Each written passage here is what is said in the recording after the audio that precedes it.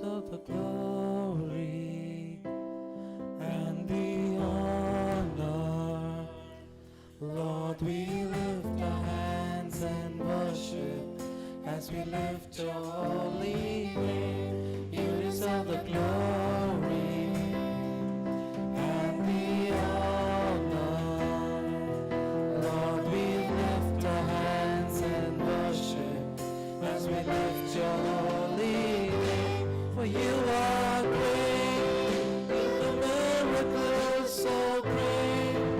There is no one else like you. There is no one else like you. You are great, the miracle so great. There is no one else like you. There is no one else like you. There's no one like you, Lord. There's no one like you, Father. All glory and honor to you alone, O Lord. All glory and honor belongs to you alone, O Lord.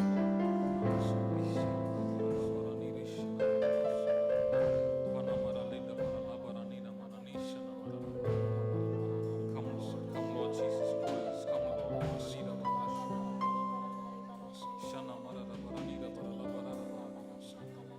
Once again, let's sing the song, You Deserve the Glory.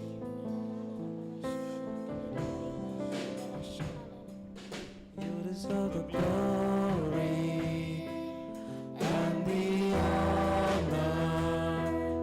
Lord, we lift our hands and worship as we lift your holy name. You deserve the glory and the honor.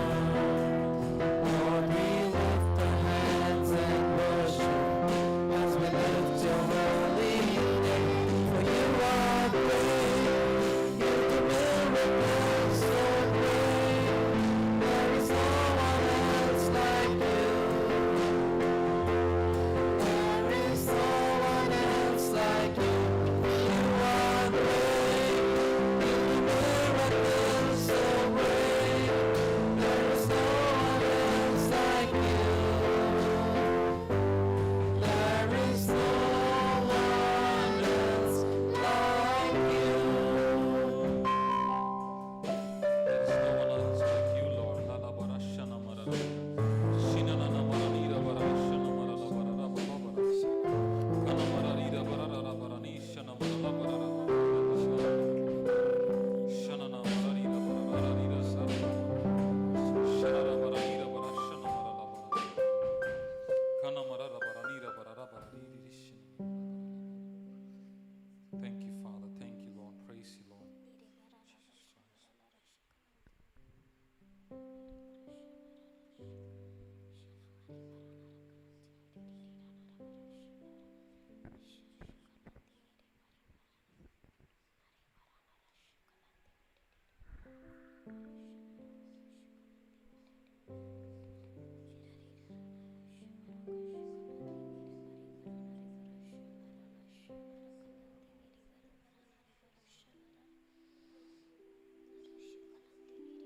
In Jesus Christ's mighty name we pray.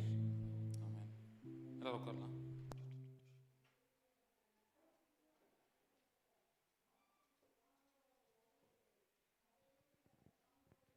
Judy translate.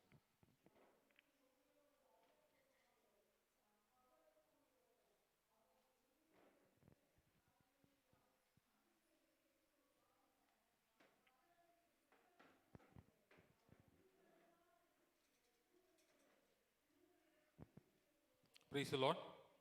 Praise the Lord. Praise the Lord. Praise the Lord. Praise the Lord. Okay. So Judy நீங்க translate பண்ணுவாங்க. Translate மட்டும் தான் பண்ணுவாங்க. Okay. So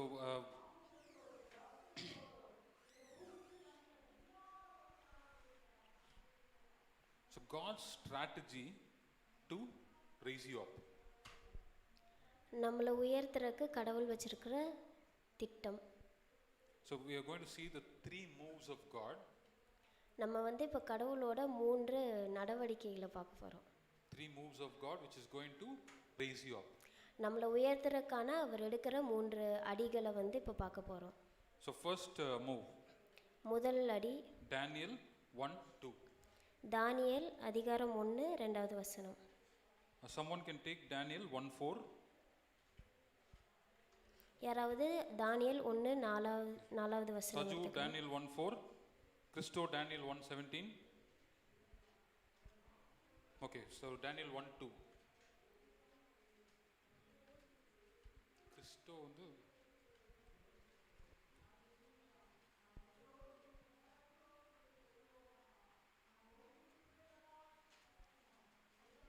Daniel 1:2. And the Lord gave Joachim, king of Judah, into his hand with some of the articles of the house of God. Once again, can you read once again? And the Lord gave And- Joachim, and- king of Judah, Lord gave Joachim, the king of Judah, into his hand into his hands. with some of the articles of the house of God, Ah, which he carried Hmm. into the land of Shinar to the house of his God, and he brought the articles into the treasure house of his God. okay. Then the king instructed Ashpenaz, the master of the eunuchs, to bring some of the children of Israel and some of the king's descendants Okay. and some of the nobles, young men in whom there was no blemish, but good looking, gifted in all wisdom, possessing knowledge and quick to understand, who had ability to serve in the king's palace, Okay. and whom they might teach the language and literature of the Chaldeans.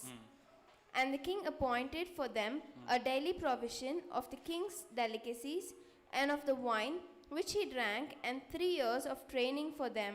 Okay, hold on.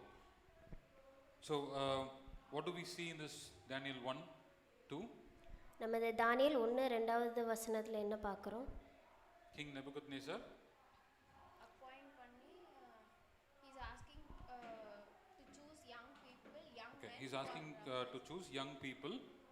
to serve in his palace. who are beautiful, Who's Ah, handsome. beautiful. அழகானவர்களும் மாசு இது இல்லாமல் இருக்கிறவங்களும் தேர்ந்தெடுத்து அவங்களுக்கு அந்த நாட்டோட எல்லா பயிற்சிகளையும் கொடுக்க சொல்கிறாங்க. Who are the young people chosen? People who are good looking, Who are the people who are? Daniel and his 3 friends. Daniel, And his from three. Shadrach, Meshach, Shadrach, Meshach, Abednego. Abednego. Sorry, okay. So, what is the first move in Daniel's life? First move of God in Daniel's life. He was taken as a slave. Translate பண்ணுமா நீ? கடவுள் வந்து தானியேலோட வாழ்க்கையில் எடுத்து வச்ச அடி என்னது?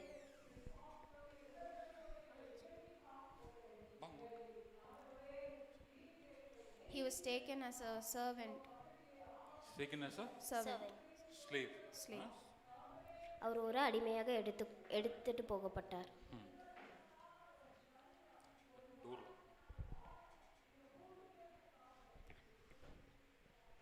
So, what was the first move of God கடவுளோட முதல் அடி என்னது? in Daniel's life? தானியேலோட வாழ்க்கையில் Slave. Slave, அடிமை. which means, another word, it is disaster. இன்னி ஒரு வார்த்தையில் சொல்லணும்னா ஒரு பெரிய கலவரம் மாதிரி. Okay, so Daniel was living as a free person in Israel. தானியேல் வந்து இஸ்ரேலில் ஒரு சுதந்திரமான ஒரு மனுஷனாக வந்து வாழ்ந்துட்டு இருந்தார். He had parents, அவருக்கு அப்பா அம்மா இருந்தாங்க. he had his own house, அவருக்கு சொந்தமாக வீடு இருந்துச்சு. he was playing with his friends and all the stuff. அவரோட நண்பர்கள் கூட நல்லா ஆடி பாடி சந்தோஷமாக இருந்தார். But now what happened? ஆனால் இப்போ என்னாச்சு? A disaster. இப்போ அவர் ஒரு வாழ்க்கையில் ஒரு பெரிய He's been carried as a captive into a foreign land. அவர் வந்து தெரியாத ஒரு தேசத்திற்கு அடிமையாக எடுத்துட்டு போகப்பட்டார். So what is the second thing happened to Daniel? ரெண்டாவது அவருக்கு என்ன நடந்துச்சுன்னு So let's read Daniel 1:4. தானியேல் 1 4வது வசனம் படிக்கலாம். Saju. Young men without any physical defect, handsome, showing aptitude for every kind of learning, well informed, quick to understand, and qualified to serve in the king's palace. So what they are going to do is they are going to train the people. இப்போ இப்போ அவங்க என்ன பண்ண போகிறாங்கன்னா அவங்க கூட்டு வந்த அடிமைகளை வந்துட்டு அவங்க பயிற்சி தர போகிறாங்க. So Daniel and his friends were educated in the language of Chaldeans. தானியேலும் அவருடைய நண்பர்களும் வந்துட்டு அந்த ஊரோட பாஷைகளுக்கு வந்துட்டு சொல்லி கொடுக்கப்பட்டாங்க. They learnt their literature, they learnt their science and all the stuff. அந்த நாட்டுடைய அறிவியல், அந்த நாட்டுடைய மற்ற எல்லா இதையும் வந்துட்டு அவங்க கற்றுக்கிட்டாங்க. So this is the step of God, the second step of God. இதுதான் கடவுளுடைய இரண்டாவது நடவடிக்கை. Nourishment. Okay?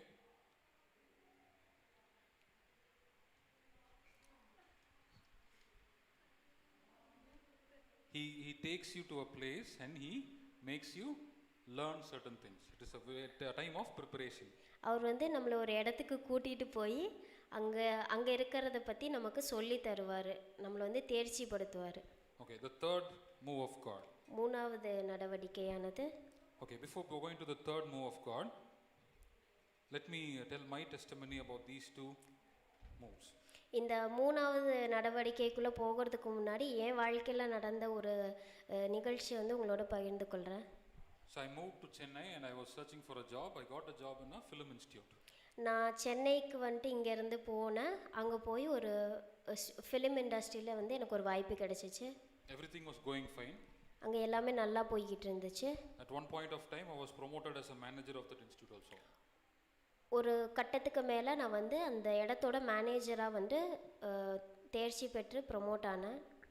Suddenly one day, திடீர்னு ஒரு நாள் this the managing director of that institute, அந்த இன்ஸ்டிடியூட்டோட எம்டி ஆனவங்க, for no fault of mine, என்னோட எந்த தப்புக்கும் இல்லை, suddenly one day morning he came, early morning he came. ஒரு நாள் அதிகாலையில் வந்து he was questioning me. என்கிட்ட கேள்விகள் கேட்க ஆரம்பிச்சாரு. He was asking, why are you doing like this? நீ ஏன் இப்படி பண்ற அப்படின்னு. Because of you, உன்னால other staffs are not coming to the institute. உன்னால வேற யாருமே வந்துட்டு அந்த இடத்துக்கு வருவதில்லை அப்படின்னு சொல்லி சொல்றாங்க. One, I was shocked.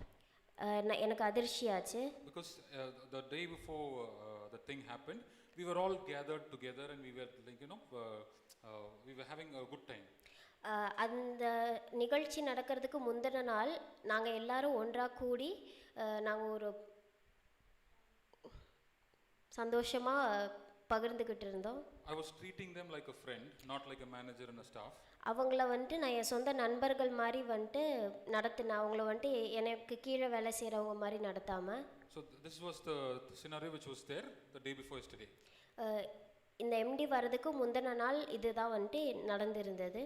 So next day suddenly when he came and said this, I was really confused. அடுத்த நாள் அவர் எம்டி வந்து இந்த மாதிரி என்கிட்ட சொன்னப்ப எனக்கு அது ரொம்ப அதிர்ச்சியாக இருந்துச்சு. I didn't know what to do and one particular thing he asked me was to bring the agreement. எனக்கு என்ன பண்ணுறதுன்னு தெரியலை. ஆனால் அவர் என்கிட்ட சொன்ன ஒரு விஷயம் எனக்கு புரிஞ்சிச்சு. ஷீட்டை வந்து அவர் எடுத்துகிட்டு வர சொல்லி சொன்னார். Because till then I didn't have any agreement with the institute. அது வரைக்கும் எனக்கும் அந்த இன்ஸ்டிடியூட்டுக்கு எந்த விதமான ஒரு ஒப்பந்தமும் போடப்படவில்லை. So now he wanted me to sign the agreement. ஆனால் இப்போது வந்துட்டு அவர் என்னை ஒரு ஒப்பந்தம் வந்து கையெழுத்து பண்ண சொல்லி கேட்டார். So later I understood. அதுக்கப்புறம் தான் எனக்கு புரிஞ்சிச்சு. To make me sign in that agreement. என்னை அந்த ஒப்பந்தத்தில் கையெழுத்து பண்ண வைக்கிறதுக்காக He was making a drama. அவர் வந்து அங்கே ஒரு நாடகம் நடத்திட்டு இருந்தாருன்னு. So meanwhile I went to take a printout.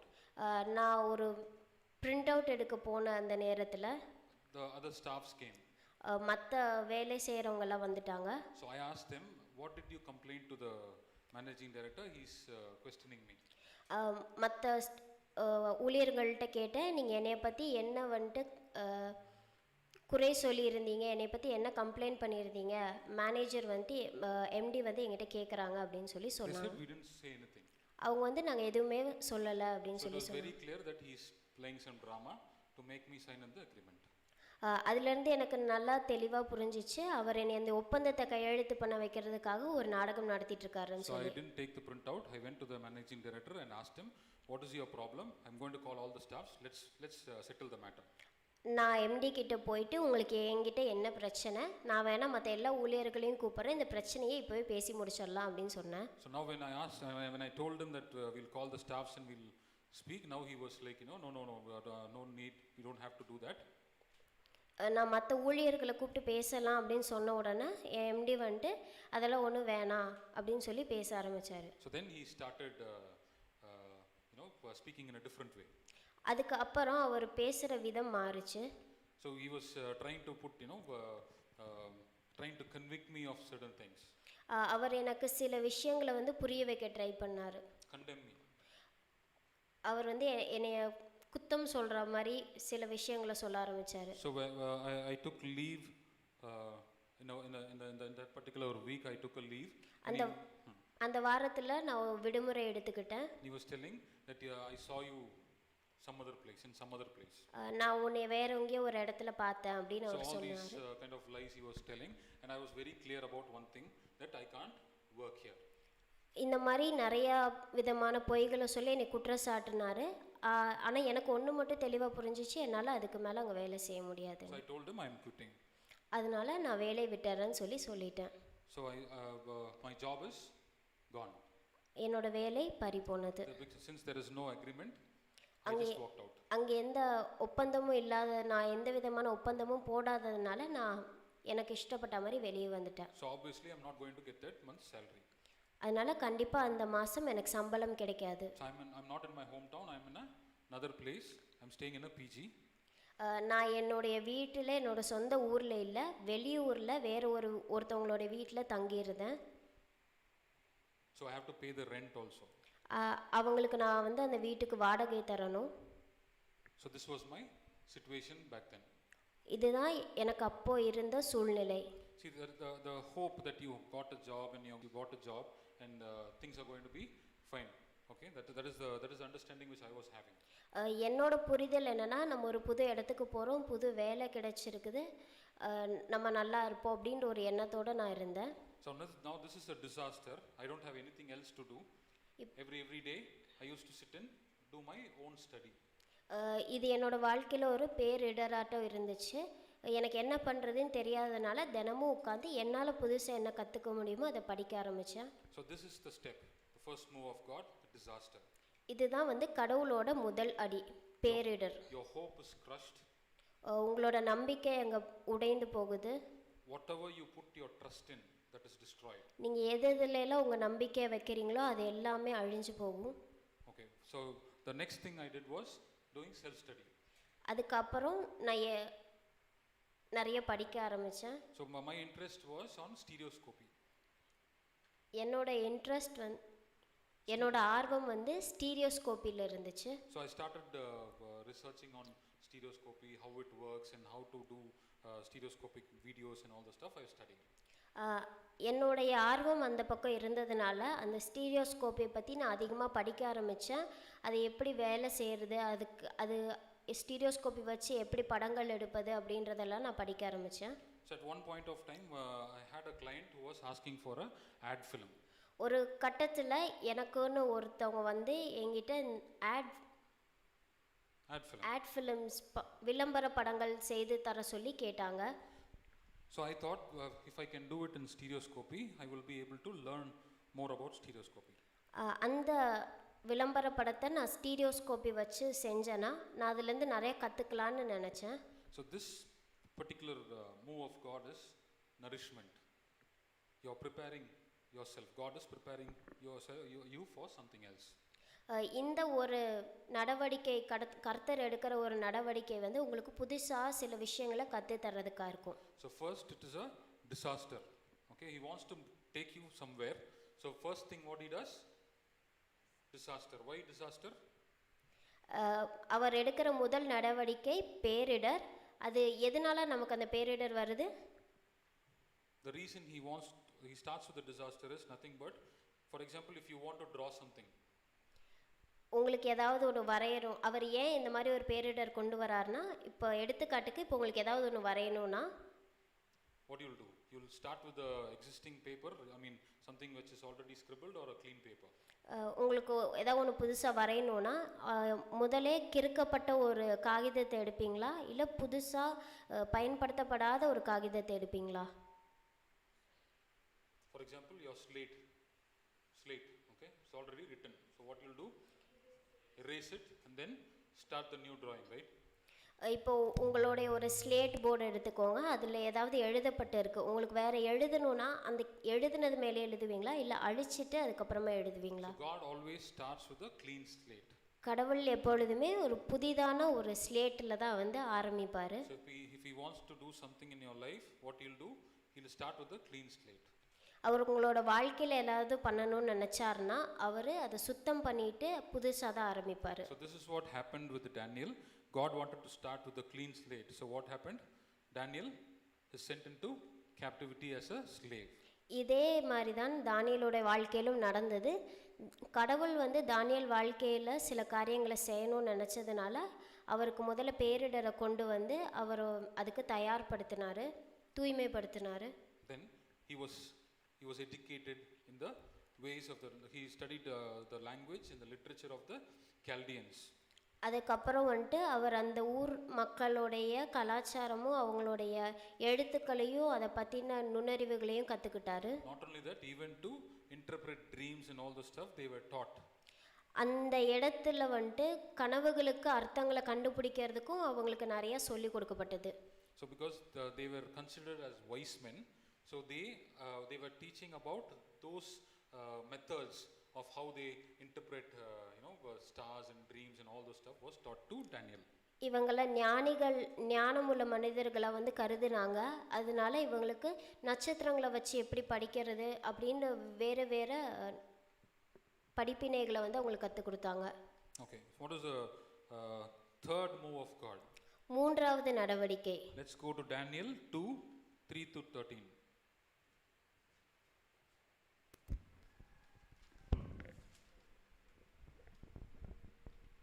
He said to them, I'm worried about a dream I have had. I want to know what it means. Okay, They now are- King Nebuchadnezzar has a dream. Nebuchadnezzar ராஜாவுக்கு ஒரு கனவு வருது. They answer the king in Aramaic, May your majesty live forever. Tell us your dream and we will explain it to you. The king said to them, I have made up my mind that you must tell me the dream and then tell me what it means. If you can't, I'll have you torn limb from limb and make your house as a pile of ruins.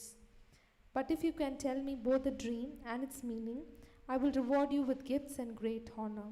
Okay, so now there is a challenge here which King Nebuchadnezzar is having. He's keeping a challenge here.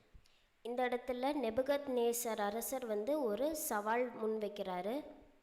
So he's asking the wise men, the magicians, to tell him the dream which he had and also the interpretation of the dream.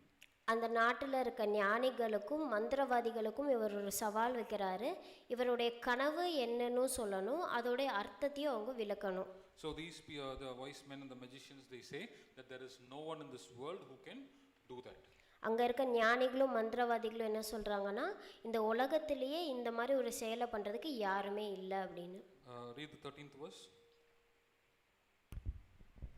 So the order was issued for all of them to be killed, including Daniel and his friends. So the king ordered everyone to be killed, including Daniel and his friends. தானியேல் அவருடைய நண்பர்கள் கூட சேர்த்து எல்லாரையுமே வந்துட்டு அந்த அரசல் கொல்ல சொல்லி உத்தரவு கொடுத்தாரு. So the third move of God is a challenge. கடவுளுடைய மூன்றாவது நடவடிக்கை சவால். In other words, it is an opportunity in disguise. இன்னொரு வார்த்தையில் சொல்கிறதா இருந்தால் கடவுள் நமக்கு கொடுக்குற ஒரு வாய்ப்பு, மாறு வேஷத்தில் இருக்க ஒரு வாய்ப்பு. So what happened? Daniel comes to king and says, I need some time. I will tell you the dream and the interpretation. தானியேல் வந்துட்டு அரசர்கிட்ட சொல்கிறாரு, எனக்கு கொஞ்சம் காலம் கொடுங்க, நான் அந்த கனவு என்னன்னு சொல்கிறேன், அதோட விளக்கம் என்னன்னு உங்களுக்கு சொல்கிறேன்னு. So Daniel comes back. He goes to his friends and all the four of them. They pray to God and finally Daniel gets the dream and the interpretation. So Daniel goes to the king, tells him the dream and the interpretation. தானியேல் அரசர்கிட்ட பேசிட்டு தன்னுடைய இடத்துக்கு போய் தன் நண்பர்கள் 4 பேரும் சேர்ந்து முட்டி போட்டு ஜெபம் பண்ணுறாங்க. அப்போ தானியேலுக்கு அந்த கனவு என்ன, அதோட விளக்கம் என்னன்றது கிடைக்கிது. அதுக்கப்புறம் தானியேல் அரசன்கிட்ட போய் அதை விளக்கி அதை சொல்கிறாரு. So now the king is very happy that he has a person who can tell the dream and the interpretation. What does Nebuchadnezzar does? 2:47. அந்த அரசர் வந்து ரொம்ப மகிழ்ச்சி அடையார், ரொம்ப சந்தோஷப்படுறாரு. அது அவரோட கனவை சொல்லி அதுக்கு விளக்கம் சொல்கிற ஒருத்தர் வந்து அவர் கிடைச்சிட்டாருன்னு சொல்லி. Daniel 2:47. Daniel 2:47. King answered Daniel and said, "Truly your God is the God of gods, the Lord of kings, and the revealer of secrets, since you could reveal this secret." Okay, so what is the first move of God? Disaster. What happened during the disaster? கடவுளுடைய முதல் நடவடிக்கை என்னன்னா பேரிடர். அந்த பேரிடரில் அவர் வந்து நமக்கு என்ன கற்றுத்தராரு? So the second move is nourishment. What happens during the nourishment? You get trained. ரெண்டாவது நடவடிக்கை வந்து நமக்கு தளர்ச்சி தரது. அவர் ஊட்டச்சத்து கொடுக்குறாரு நமக்கு. Okay, the third step is challenge. He puts us in a place where we face challenge, that is actually an opportunity in disguise. அந்த மூணாவது நடவடிக்கையானது வந்து சவால். இங்கே வந்து நமக்கு ஒரு வாய்ப்பு ஒரு மாறுவேஷத்தில் வருது. So what happened? Daniel as a captive, then Daniel was in the Babylon learning their ways. Then comes the challenge. See how God does the move. First disaster cleans up everything. Daniel forgets about his past and all the stuff. Daniel goes to Babylon. Now he has a new life. He has to study all the new things of the foreign land. After the studies, God brings the challenge, the next step. தானியேலோட வாழ்க்கையில் முதலில் ஒரு பேரிடர் வருது. அதுக்கப்புறம் அவர் வந்து கற்றுக்கொள்கிறார் நிறைய விஷயங்களை. அதுக்கப்புறம் அவர் வந்து ஒரு ஞானியாக அவரை வந்து எல்லாரும் பார்க்குறாங்க. முதல்ல வந்து ஒரு பேரிடர் நடக்குது. அங்கேருந்து அவர் வந்து பாபிலோனுக்கு அழைக்கப்பட்டு போகிறாரு. அந்த இடத்துல வந்து ஒரு புதிய வாழ்க்கையை ஆரம்பிக்கிறாரு. அங்கே புதிய விஷயங்கள் நிறையாத கற்றுக்கிறாரு. மூன்றாவது அவருக்கு ஒரு சவாலை கடவுள் தராரு. So when he relies on God for the challenge, for example, he was not able to do it on his own, right? தானியேல் வந்து அவருடைய சவாலுக்காக வந்து கடவுளை சார்ந்திருந்தார். ஒரு விஷயத்துலையும் கடவுளை சார்ந்திருந்ததுனால. See the first challenge which Daniel had. In case Nebuchadnezzar told the dream and asked for interpretation. ஒரு தானியேலுக்கு கொடுக்கப்பட்ட முதல் சவாலானது தான், ஒருவேளை நெபுகத்நேசர் அரசர் வந்து தன்னுடைய கனவை சொல்லி ஒரு விளக்கம் கேட்டிருந்தாருன்னா, Daniel would have been able to do it, or even any other magicians or the wise men would have been able to do it. Why? They were trained in that. தானியேல்னாலேயும் அந்த விளக்கத்தை கொடுத்துருக்க முடியும். இல்லை வேறு எந்த ஞானிகள்னாலேயும் மந்திரவாதிகள்னாலேயும் அந்த விளக்கத்தை கொடுத்துருக்க முடியும். எதனாலனா அந்த ஊரில் அதற்கான பயிற்சிகளை வந்து அவங்க மேற்கொண்டு வந்தாங்க. Whether it is right or not, they would have done that. அது சரியோ தவறோ கண்டிப்பாக அவங்க முயற்சி எடுத்து ஒன்று பண்ணியிருப்பாங்க. But here the small thing is Nebuchadnezzar did not tell his dream. ஆனால் இங்கே ஒரு சின்ன மாற்றம் என்னென்னா, அந்த இடத்துல நெபுகத்நேசர் அந்த கனவை வந்துட்டு யாருக்கிட்டையுமே சொல்லலை. So Daniel has to rely on God for the dream which God gave to Nebuchadnezzar. இந்த நேரத்தில் கண்டிப்பாக தானியேல் கடவுளை சார்ந்திருந்தால் மட்டும்தான் அவருக்கு அந்த கனவு என்னன்னு தெரிய வரும். So Daniel was relying on God for the dream. அதனால தானியேல் கடவுளை சார்ந்திருந்தார் அந்த கனவை தெரிஞ்சுக்கிறதுக்கு. God in his mercy gave the dream once again to Daniel. கடவுள் தன்னோட இரக்கத்தினால அதே கனவை தானியேலுக்கு கொடுத்தாரு. So here we may go into a disaster. We may go into that period of nourishment. But when challenge comes, we cannot do it on our own, but we have to rely on God. நம்ம ஒரு பேரிடருக்குள்ளே போகலாம். அதுக்கு அடுத்த கட்டத்தில் அவர் நம்மளை தயார் பண்ணலாம். ஆனால் மூன்றாவதான சவாலை வந்து நம்ம கடவுள் சார்ந்திருக்கும் போது மட்டும்தான் பண்ண முடியும். So when Daniel was relying on God, he was able to tell the dream and the interpretation. What was the result of that whole thing? தானியேல் அந்த கனவை சொல்லி அதுக்கான விளக்கத்தை சொல்லி அந்த சவாலை ஜெயிச்சப்போ அதற்கான பலனாக அவருக்கு என்ன கிடைச்சிச்சு? So Daniel was promoted. தானியேல் வந்து பதவி உயர்வு பெற்றாரு. And Daniel, not only Daniel, but also his 3 friends. தானியேல் மட்டுமல்ல, அவருடைய இருந்த 3 நண்பர்களுக்கும் அதே நிலை. Okay, and another thing, the main thing happened was God was glorified by Nebuchadnezzar. இது எல்லாத்தை விட மேலான ஒரு விஷயம் என்னன்னா, கடவுளுடைய நாமம் அங்கே மகிமைப்படுத்தப்பட்டது நெபுகத்நேசர்னால. So this is what going to happen if God wants to raise you up. இதே தான் நம்ம வாழ்க்கையில் நடக்கும். கடவுள் நம்மளை உயர்த்தணும்னு நினைச்சாருன்னா, The first move he does is your disaster followed by the nourishment. He'll train you.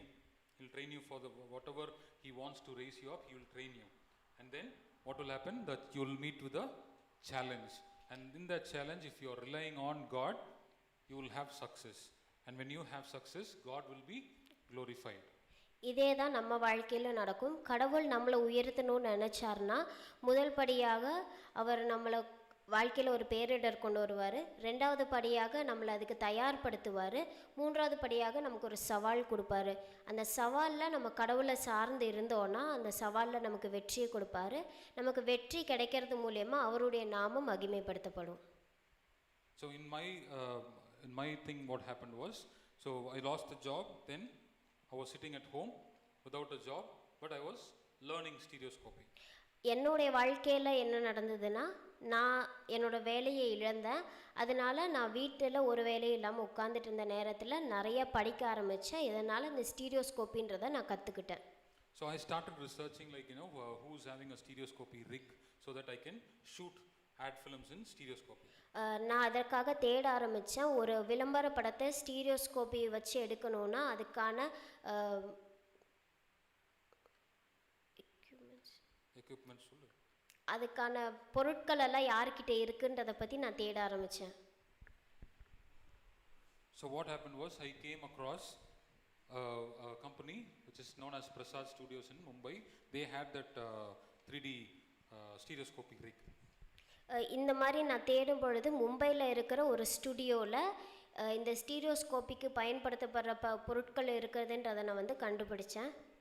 So when I asked them about hiring that camera rig for the shooting, அந்த camera ரிக்கை வந்துட்டு நான் வாடகைக்கு வாங்குறதுக்காக அவங்கள்ட்ட கேட்ட பொழுது, they asked me who's the stereographer. I said I am the stereographer. அவங்க என்கிட்ட யார் அந்த ஸ்டீரியோகிராஃபர் அப்படின்னு கேட்டாங்க. நான் தான் அப்படின்னு சொன்னேன். But honestly, I have not worked in any stereoscopy projects till now. ஆனால் அது வரைக்கும் நான் எந்த விதமான ஸ்டீரியோஸ்கோப்பி பண்ணுற எந்த விதமான ஒரு ப்ராஜெக்டையும் நான் மேற்கொண்டதில்லை. எனக்கு அதை பற்றி தெரியாது. So I boldly told them that I am the stereographer, and they said, can you send your works to us? ஆனால் வந்துட்டு ஒரு தைரியத்தோடு நான் அவங்கக்கிட்ட நான் தான் இந்த ஸ்டீரியோகிராஃபர்னு சொன்னேன். அவங்க வந்து உங்களோட வேலைப்பாடுகள்லாம் எனக்கு அனுப்பி வைங்கன்னு சொல்லி கேட்டாங்க. So now they made another offer that there is a movie coming in. Then they asked me to work in that as a assistant stereographer. இது மட்டும் இல்லாமல் எனக்கு அவங்க இன்னொரு வாய்ப்பு கொடுத்தாங்க. ஒரு புதிதாக ஒரு மூவி வந்துட்டு இந்த ஸ்டீரியோஸ்கோப்பி வச்சு எடுக்கிறதாவும், அதற்கு வந்து என்னைய ஒரு பணியாளராக வேலைக்கு வர முடியுமா அப்படின்னு கேட்டாங்க. So now the challenge which I was facing was, I don't have any works in stereoscopy. இப்போ எனக்கு கொடுக்கப்பட்ட சவால் என்னன்னா, அந்த ஸ்டீரியோஸ்கோப்பியில் இதுக்கு முன்னாடி நான் செய்த வேலை எதுவுமே இல்லை. So I started preparing certain projects, certain own shooting for the stereoscopy works. I did that and sent it to them. அவங்களுக்கு அனுப்புறதுக்காக நான் சில புதியதாக கற்றுக்கிட்டு ஒரு வேலையை செய்து அவங்களுக்கு அதை அனுப்பி வச்சேன். So they saw that and they called me for the project. They gave me 2 months training in that. அவங்க அந்த நான் அனுப்பி வச்சதை பார்த்துட்டு அது நல்லா இருக்குன்னு என்னை அழைத்து எனக்கு 2 மாதம் அவங்க பயிற்சியும் கொடுத்து, there is a camera rig called 3reality. There is a camera rig called 3reality. 3reality ன்னு சொல்லிட்டு ஒரு கேமரா ரிக் இருக்கு. 3reality ஒரு கேமரா ரிக் இருக்குது. So I was trained in that. அதில் வந்து நான் தேர்ச்சி பெற்றேன். So that rig was used for movies like Spider-Man, Hobbit, all the Hollywood movies which you see. There are only 2 rigs in the world, so this is one of them. இந்த உலகத்திலேயே வந்து அந்த ரிக்குன்னு சொல்லப்படுறது 2 தான் இருக்குது. இந்த ஸ்பைடர்மேன் அந்த மாதிரியான 3D படங்களில் வந்துட்டு உபயோகப்படுத்துகிறது தான் அந்த ரிக்கு. So the designer of that rig, the guy who made that rig, the designer, he came down from US and he taught me. அந்த ரிக்கை வடிவமைச்சவர் யூஎஸ்லேருந்து வந்து எனக்கு அதை எப்படி பயன்படுத்தணும்னு சொல்லி கொடுத்தாரு. So when that after I left out the job, when I was trying to learn stereoscopy, I was researching on going to Germany to study stereoscopy. என்னோட வேலை பறிப்போனதுக்கு அப்புறமா நான் வீட்டில் உட்காந்து படிச்சுட்டு இருக்கும்போது இந்த ஸ்டீரியோஸ்கோப்பி பற்றி படிச்சுட்டு இருக்கும்போது இதற்காக நான் ஜெர்மனி போய் இந்த பொருளை வந்துட்டு எப்படி பயன்படுத்துறது அப்படின்னு கற்றுக்கணும்னு சொல்லி நினச்சிட்டு இருந்தேன். So if I would have gone to Germany to study that, I would have gone to an institute where someone who was trained would have taught me. ஒருவேளை நான் ஜெர்மனி போய் படிக்கணும்னு போயிருந்தேன்னா அங்கே இந்த ரிக்கை பயன்படுத்த தெரிஞ்சவங்க யாரோ ஒருத்தவங்க எனக்கு கற்றுக் கொடுத்துருந்துருப்பாங்க. But look what God made it. God made the designer of the ring come down to India and he taught me. He himself taught me. ஆனால் கடவுளோட மகிமை என்னன்னா அவர் அந்த ரிக்கை வடிவமைச்சவரையே யூஎஸ்லேருந்து இங்கே வர வச்சு இந்தியாவுக்கு எனக்கு அதை கற்றுக் கொடுக்க வச்சார். So after the training I was working in that movie Rani Rudrama Devi. அந்த 2 மாத பயிற்சிக்கு பிறகு ருத்ரமா தேவி அப்படின்ற ஒரு படத்தில் நான் இந்த ஸ்டீரியோஸ்கோப்பி பண்ணேன். See, this stereoscopy thing was there in my heart for a long time, even before even when I was studying my 10th standard. நான் ஒரு 10ஆம் வகுப்பு படிக்கும் போதிலிருந்தே இந்த ஸ்டீரியோஸ்கோப்பி அப்படின்ற ஒரு கனவு என் மனதுக்குள்ளே இருந்துட்டு இருந்துச்சு. I wanted to learn it. I was thinking of how it works. I wanted to learn it very well. அது எப்படி வேலை செய்யுது, அது எப்படி பயன்படுத்தணும் அப்படின்றதெல்லாம் வந்து கற்றுக்கணும்னு நான் ரொம்ப ஆர்வமாக இருந்தேன்.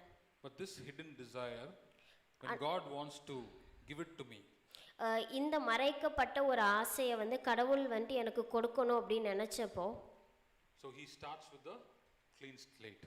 அவர் வந்துட்டு புதியதான ஒரு கழுவப்பட்ட ஒரு ஸ்லேட்லேருந்து ஆரம்பித்தார். So something bad happens in our life. நம்மளோட வாழ்க்கையில் ஏதாவது ஒரு இடர் வந்துச்சுன்னா doesn't mean it is a disaster. அது வந்து ஒரு பேரிடர்னு அர்த்தம் இல்லை. Daniel lost his family. தானியேல் அவருடைய குடும்பத்தை விட்டுட்டு வந்தார். He was not taken as a prince of Israel. அவர் ஒன்றும் வந்துட்டு இஸ்ரேலோட ஒரு இளவரசராக அங்கே எடுத்துட்டு போகப்படலை. He was taken as a slave. அவர் வந்து ஒரு அடிமையாக வந்து கடத்தப்பட்டார். But God raised him up. ஆனால் கடவுள் அவரை வந்து மென்மேலும் உயர்த்தினார். He was a very important person. அவர் ஒரு ரொம்ப முக்கியமான ஒரு நபராக இருந்தார். He was sitting beside the king. ராஜாக்கு பக்கத்தில் வீற்றிருந்தார். In the king's court. ராஜாவுடைய நீதிமன்றத்தில். A highly influential person. ஒரு சொல்லப்படுற ஒரு ஆளாக வந்துட்டு தானியேல் இருந்தார். So anything has to you want something to happen, Daniel is the person you have to go to. அந்த ஊரில் இருக்கவங்க யாருக்காவது ஏதாவது வேலையாகணும்னா தானியேல் கிட்ட தான் அவங்க போய் கேட்கணும்.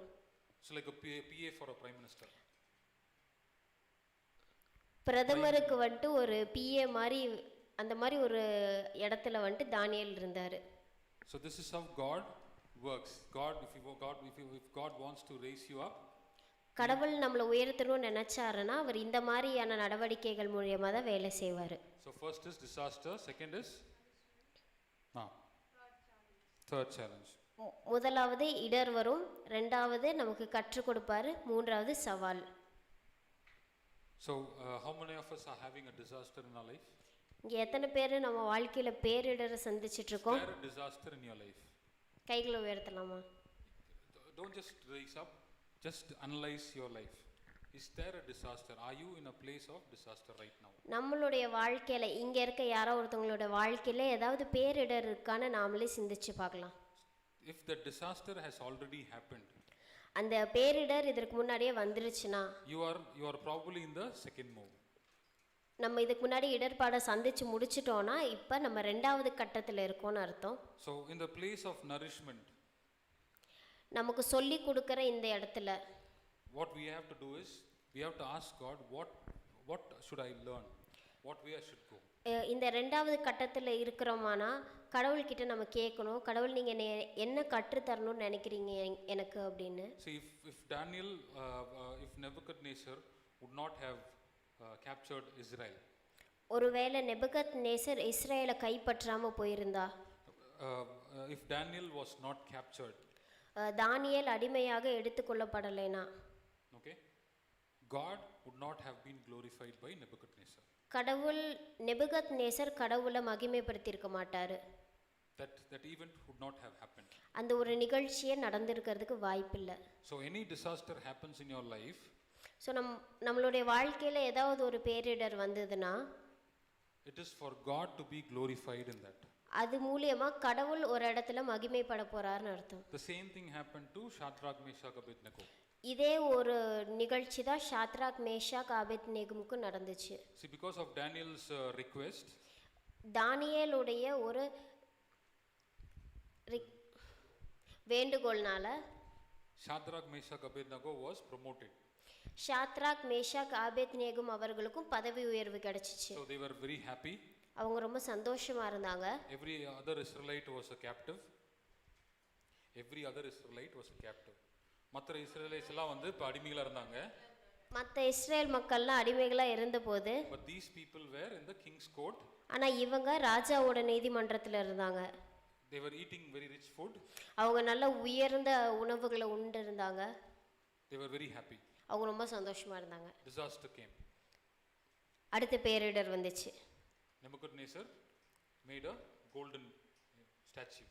நெபுகத்நேசர் ஒரு தங்கத்தாலான ஒரு சிலையை செய்தாரு. He said, people who do not bow down to that statue will be put in the fiery furnace. அந்த தங்க சிலையை வணங்காத எவருமே வந்துட்டு தீசூளையில் போடப்படுவார்னு ஒரு கட்டளை பிறப்பிச்சாரு. So obviously they had a chance now. இப்போ அவங்களுக்கு ஒரு வாய்ப்பு இருக்கு. They have a challenge in front of them. அவங்களுக்கு ஒரு சவால் முன்வைக்கப்பட்டிருக்கு. So the nourishment thing comes in. The nourishment not in the terms of getting educated or anything, but the nourishment in terms of growing their faith. இப்போ இந்த இடத்துல அவங்களுக்கு ஒரு ஒன்று கற்றுக் கொடுக்கப்படுது. அதாவது அவங்க புதுசாக எந்த விஷயங்களையோ இல்லை எந்த விதமான எதையும் கற்றுக்கலை, ஆனால் வந்துட்டு அவங்க உள்ளே இருக்கிற கடவுள் நம்பிக்கையை வந்துட்டு அவங்க மேம்படுத்திக்கிறதுக்கு அவங்களுக்கு ஒரு வாய்ப்பு மாதிரி அமைஞ்சிச்சு. So education makes your knowledge grow. நீங்கள் படிக்கிறது உங்களுடைய ஞானத்தை அதிகப்படுத்தும். So here it was their faith which has to be. இந்த இடத்துல அவங்களுடைய நம்பிக்கை வளர்க்கப்படுறதுக்கு ஒரு வாய்ப்பு. So what happened is their faith, the level of their faith was growing. இந்த இடத்துல அவங்களுடைய நம்பிக்கை வந்துட்டு உயரம் அடைஞ்சிச்சு. Then they took a decision that they will not bow down to that statue. அப்போ அவங்க ஒரு முடிவெடுத்தாங்க, எக்காரணத்தை கொண்டும் அந்த தங்க சிலைக்கு அவங்க வந்துட்டு மண்டியிட மாட்டாங்கன்னு சொல்லி. Now the real challenge is when they were going to be cast out in the fire. இப்போ அவங்களுக்கு கொடுக்கப்பட்டிருக்க பெரிய சவால் என்னன்னா அவங்க அந்த தீ சூளையில எரியப்பட போறாங்க. See, the faith level increases. அப்போ அவங்களோட நம்பிக்கை இன்னும் அதிகரிக்கப்படுது. When disaster comes, உங்களுக்கு ஒரு சவால் வரும்போது the faith which you had உங்களுக்குள்ள இருக்கிற நம்பிக்கை will vanish away. காணாம போயிடும். Then when the nourishment time comes, அப்போ உங்களுக்கு தேர்ச்சி பெற நேரம் வரும்போது that is when a new faith will rise in you. அப்போ ஒரு புதிதான ஒரு நம்பிக்கை உங்களுக்கு உருவாக்கப்படும். See, when I lost the job, என்னுடைய வேலையை நான் இழந்த போது I lost my confidence. என்னுடைய கான்ஃபிடென்ஸ் நான் இழந்தேன். But when I started learning stereoscopy, ஆனால் நான் அந்த ஸ்டீரியோஸ்கோப்பின்றதை கற்றுக்க ஆரம்பித்ததுக்கப்புறம் I started doing those small projects நான் சின்னதான வேலைகளை செய்ய ஆரம்பித்தேன். to send it to the Prasad Studios. அந்த மும்பையில் இருக்க ஸ்டுடியோக்கு அனுப்புறதுக்காக சின்ன வேலைகள் There was செய்தேன். a new confidence building in me. அப்போ எனக்கு புதிதான ஒரு நம்பிக்கை உருவாக ஆரம்பிச்சிச்சு. I felt better than the previous person. இதுக்கு முன்னாடி இருந்த என்னை விட இப்போ இருக்கிற நான் இன்னும் மேம்பட்ட மாதிரி எனக்கு தோணுச்சு. I gained knowledge. ஏன்னா இப்போ நான் நிறைய புது அறிவு தெளிவான Extra knowledge. நிறைய புதுசாக கற்றுக்கிட்டேன். And when I got the job, அப்போ எனக்கு அந்த வேலை கிடைச்சப்போ it all became clear. எனக்கு எல்லாமே தெளிவான மாதிரி இருந்துச்சு. Why I lost the job? Because if I did not lose the job, I would not have become a stereographer. அது வரைக்கும் என் வாழ்க்கையில் நடந்த எல்லா நிகழ்ச்சிகளும் எனக்கு தெளிவாகச்சு. ஒருவேளை நான் அந்த வேலையை இழக்காமல் இருந்திருந்தேன்னா எனக்கு இந்த ஸ்டீரியோகிராஃபர் ஆகிறதுக்கான வாய்ப்பு கிடைக்காம போயிருந்திருக்கும். So this is what happened to Shadrach, Meshach, Abednego when they were standing in front of the fiery furnace. இதே மாதிரி ஒரு நிலை தான் ஷாத்ராக் மேஷாக் ஆபத்நேகோவுக்கு வந்துட்டு அந்த தீசுளை முன்னாடி நிற்கும் போது இருந்திருக்கும். They said, we are not going to do it. God will save us. Even if God doesn't save us, that is okay for us. அவங்க அந்த தீசுளை முன்னாடி நின்று என்ன சொன்னாங்கன்னா, என்ன ஆனாலும் அந்த சிலையை நாங்கள் வணங்க மாட்டோம், நாங்கள் இந்த தீசுளைக்குள்ளே போனாலும் கடவுளை எங்களை காப்பாற்றுவார், அவர் காப்பாற்றலைனாலும் பரவாயில்லைன்னு சொல்லி சொன்னாங்க. So what happened? We know the story, right? We all know the story. நம்ம எல்லாருக்குமே அந்த தானியேல் அந்த தீசுளை கதை எல்லாருக்குமே தெரியும். என்ன நடந்துச்சு? They were cast into the fire and then the angel of God appeared. They were nothing. The fire didn't even burn their clothes. Only the rope which was binding their hands. அந்த தீசுளைக்குள்ளே அவங்க எரியப்படும் போது அந்த மூவரோடு சேர்த்து வானதூதரும் அங்கே இருந்தார். அவங்களோட ஆடை கூட எந்த விதத்துலையும் கருகாமல் புகை வாடை இல்லாமல் இருந்துச்சுன்னு நம்ம படிக்கிறோம். அவங்க கையில் கட்டப்பட்டிருந்த அந்த கயிறு மட்டுமே அறுந்து விழுந்துச்சு. So what happened after that? After the thing they came out, they were taken out of the furnace. அந்த தீசுளையிலேருந்து அவங்க வெளியே எடுக்கப்பட்ட போது What is the next move? அடுத்து என்ன நடந்துச்சு? அதோட What was the result?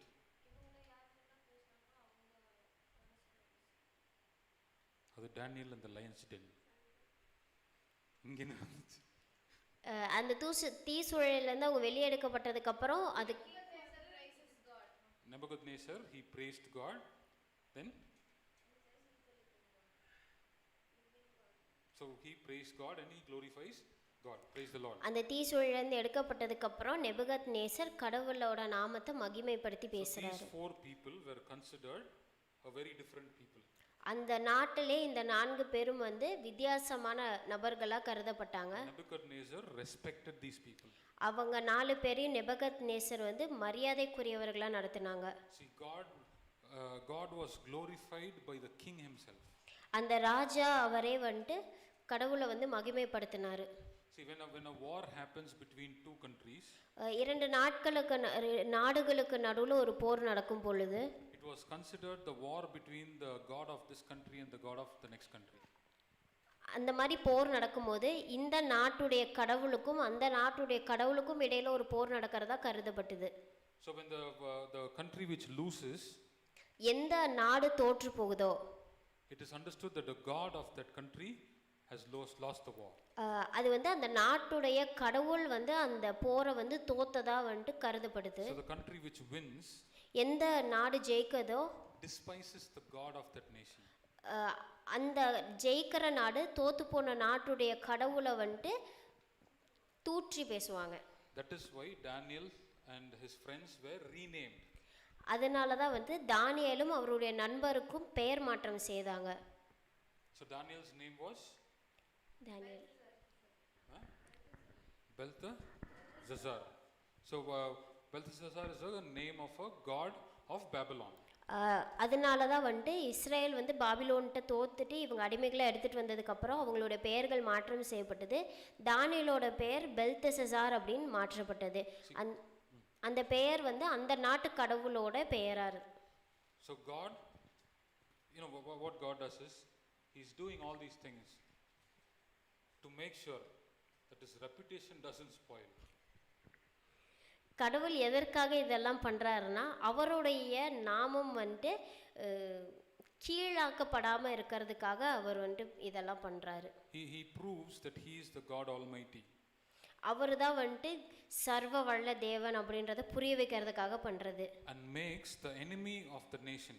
அந்த நாட்டுடைய எதிரி நாடு. When Israel is God's child, the enemy of Israel is God's enemy.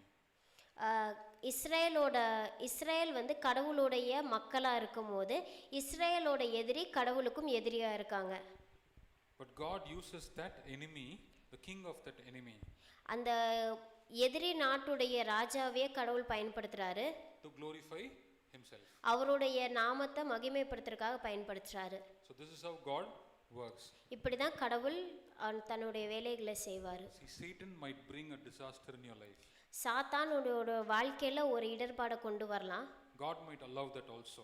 கடவுள் அதுக்கு அனுமதியும் கொடுக்கலாம். But the reason God allows that disaster ஆனால் கடவுள் அதை அனுமதிக்கிறதுக்கான காரணம் is to raise you up.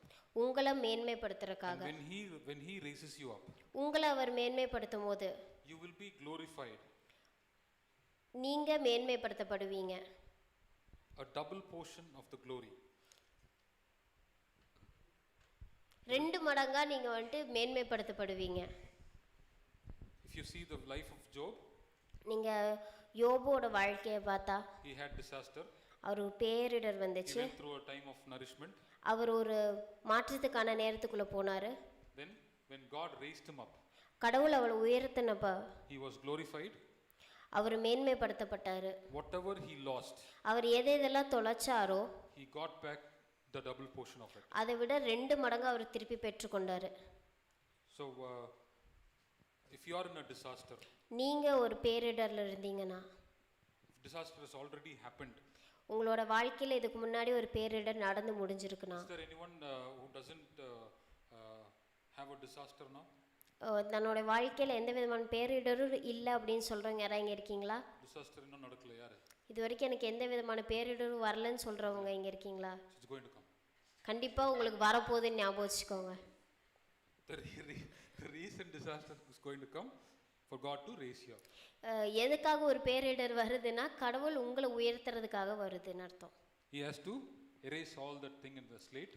அவர் உங்களோட வாழ்க்கையில் அந்த ஸ்லேட்டில் இருக்க எல்லாத்தையும் அழிச்சு போட்டுட்டு He wants to start a new thing. புதியதாக ஒரு வாழ்க்கையை அவர் ஆரம்பிக்க போகிறாரு. So if you are already had a disaster, உங்களுக்கு இதுக்கு முன்னாடி ஒரு பேரிடர் வந்து முடிச்சிருக்குன்னா, you are in a nourishment time. நீங்கள் இப்போ 2வது கட்டத்தில் இருக்கீங்கன்னு அர்த்தம். So if nourishment time also is happening, இப்போ உங்களுக்கு நடந்துட்டு இருக்குது அந்த 2வது கட்டம் மேன்மைப்படுத்துறதா இருந்ததுன்னா, the next step will be a challenge. So you just wait for the challenge.